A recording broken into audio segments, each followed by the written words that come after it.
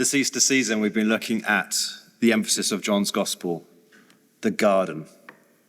And John, if you recall over the last few days, we're exploring how John frames his gospel account, particularly the Easter story, from beginning to end, in a garden to show that for our fractured lives and our world to truly host again God's kingdom, to be a new Eden, for us to host and be his garden, Jesus has to revisit the garden. Jesus has to go back, as it were, to where everything went wrong in Eden. He has to rewind the clock and replay the tragic events of the fall that we see in Genesis and win over them, overcome them, to then redirect the world towards a new day. That's what we see in John's gospel. And we saw that last night. If you were here for Maundy Thursday, we looked at John 18, where in the garden of a dark valley, Jesus is approached by a detachment being 600 soldiers, Roman soldiers. But not only 600, probably, I don't know how many, I guessed 100. Officials from the Pharisees and Jewish officials approaching Jesus with torches, lanterns and weapons. And the guards that Jesus meets, it kind of recalls, and I was sharing this yesterday, the story of Adam and Eve when they're exiled east of Eden, and there's the cherubim, the angels with flaming swords, guarding the way to the tree of life. But that's not what Jesus sees. He sees this distortion, this manifestation of evil, just like what happened with Judas, where Satan is trying to defeat Jesus.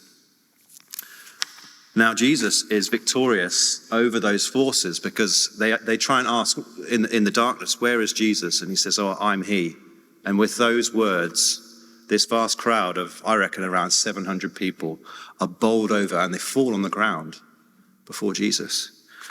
He's victorious. He is the light in the darkness. And we see that victory even more when Jesus almost repeats the words of Adam, the disobedient words of Adam to God.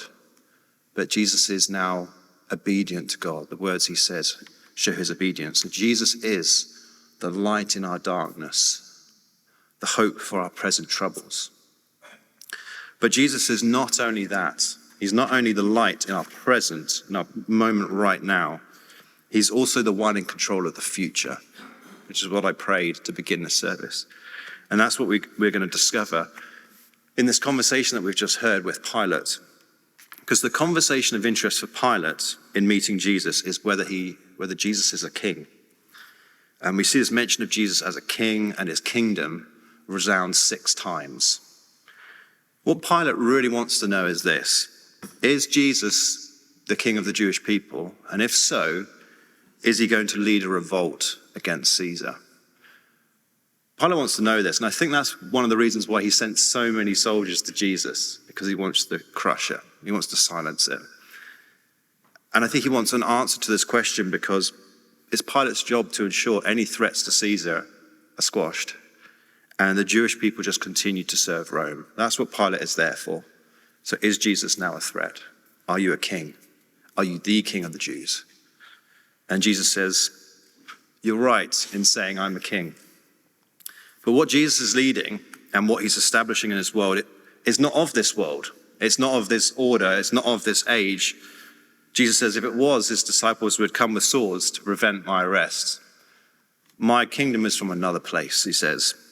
I'm launching God's new world, a new Eden, a kingdom free from warmongering and conflict right here, right now. It's been bursting all around you, and I'm bringing it here. This is the very reason I was born and came into the world, Jesus says. That's the reason Jesus came into the world, to be the world's king. And in doing so, Jesus fulfills God's desire for humanity, for you and me. I'm going to keep sending you back to Genesis, because when we go back, the original calling for Adam and Eve and for us was to rule,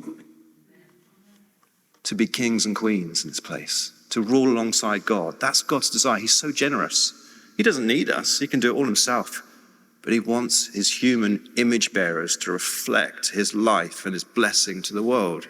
He wants this place to be alive, full of peace and love and beautiful creations.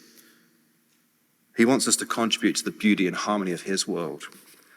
That's the calling over all of us. But we've failed so often to fill the world with his blessing. We filled it with violence. And so this royal project needs to be relaunched. God has not given up on us doing that task. He's not given up on that task of sharing his rule with us. That sounds amazing, doesn't it? Maybe we don't think about that. We say God is the ruler of all creation. But his desire from the very beginning, his desire now, is to share that with us too. And for that very reason, Jesus says, me, the Word, the Creator God, I've come into this world as one of you, as a human, so that the future of the world is once again in the hands of a human being, as God always meant it to be. Ultimately in the hands of King Jesus, the one found worthy to reign with God in heaven. So right now there is God, the Father, and there's his Son, who is also a human being, in charge and in control of the future. That's Jesus. Now, Jesus' rule is not just over the future or even our present moment, as I explored last night. In a moment, we'll discover and we'll respond to how Jesus also has the power over the curse of our past. This is shown as Jesus winds back the clock, as I've been saying, replaying the events of the fall in the Garden of Eden, and he wears a crown of thorns on his head. Recall in the beginning, once again, Adam and Eve, they selfishly attempted to seize God's authority and define good and evil for themselves. And one judgment and consequence for that we read was the curse of thorns, which was a sign that through destructive human action, the land, the world becomes an unproductive and hostile environment. And the judgment that Adam and Eve faced from God, Jesus now faces it himself, but in the person and in the presence of Pilate, who sits down on the judge's seat. Jesus takes the thorns on his head. He takes the judgment of human sin upon himself. And as this occurs, Pilate proclaims, "Behold the man." Pilate, without his knowing, he stages a coronation for Jesus as the true Adam, as the true human being who rules the world. But these words, they also echo God's aggrieved statement of Adam, where God said, "Behold, the man has now become like one of us, knowing good and evil." So Jesus not only experiences on his head the groaning of the earth, he also hears God's lament at Adam's offense. He's taking it all upon himself. And then Jesus heads deeper and deeper into the garden, into the darkness of the garden, as he receives a garment. And if you recall, Adam and Eve were graciously given a garment to hide their shame. But as soon as Jesus is crucified, the garment is taken off. He's shamefully exposed. And then we read of a spear plunged into Jesus' side, and blood and water flows. Blood and water are in the Bible as signs of life, which match the descriptions of Eve, whose name means life, and comes from the side of Adam. All these parallels that are being replayed. But there's more to that moment. Because in the light of the resurrection, the flow of blood and water from Jesus' dead body is not a sign of his defeat, but his victory. It becomes a river of life. God's eternal life, his presence, his love, his salvation flows from what Jesus did on the cross, in which the cross becomes a tree of life for us. That's why we call today Good Friday. His body and his blood is a river of life. And then the closing moments of this reversal occur as Jesus is laid, or more literally planted, in a new garden tomb. And Adam was planted, and he came forth from an uncultivated Garden of Eden. And then Jesus is planted in a garden tomb, which he rests on the Sabbath. And then the story seems to end like it began in Genesis. We read in chapter 20, verse 1, of darkness on the face, or on the first day, like it was prior to the creation of the world. Jesus is revisiting our cursed human history, full of violence and hatred and betrayal. He's going through it all. He's replaying it, but he's succeeding where we have failed, and he's doing it to chart a new day for the whole world, which is what we see on Sunday. I was going to say tomorrow, where Jesus stands alive forever. That's never been seen before. Where someone dies and they come back to life. That happens with Lazarus, but he's still got the linen strips around him. When Jesus comes alive, they're just lying there. He passes through death. Jesus will never die again. It's the sign that the curse, the endless cycle of death and betrayal and hatred has been broken. It's been broken by Jesus. The world is being made new. He is the sign of it. And he's the one who's going to change the world.